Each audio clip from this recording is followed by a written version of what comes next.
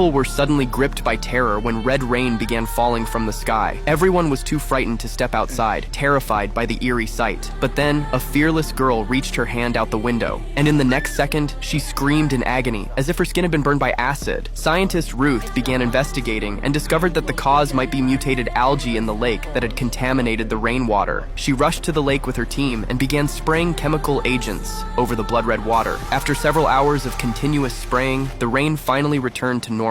But just as things seemed to settle down, an even bigger crisis emerged. Ruth discovered a new kind of mutated caterpillar on a farm. Though small in size, they had an insatiable appetite, able to devour food 200 times their own weight. Even worse, due to the magnetic field of the dome, their reproduction rate was horrifyingly fast. If nothing was done, the town's entire food supply would soon be wiped out. To stop the outbreak, they first tried burning the caterpillars, then used planes to spray pesticides from above.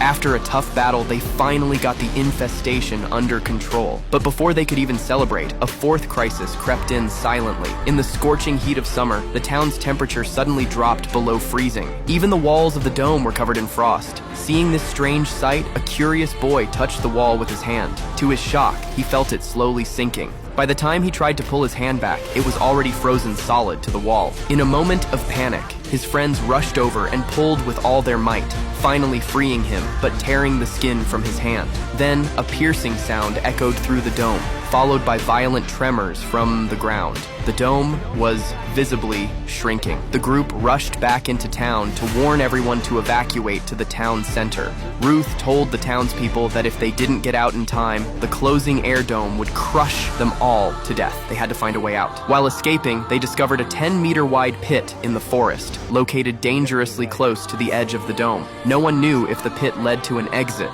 but they had no choice. If they wanted to survive, they had to risk it. Inside the pit, they found a massive underground tunnel. They began searching for a way out, and soon stumbled upon a breathtaking sight. Glowing butterflies covered the stone walls. Everyone stood frozen, amazed by the stunning scene.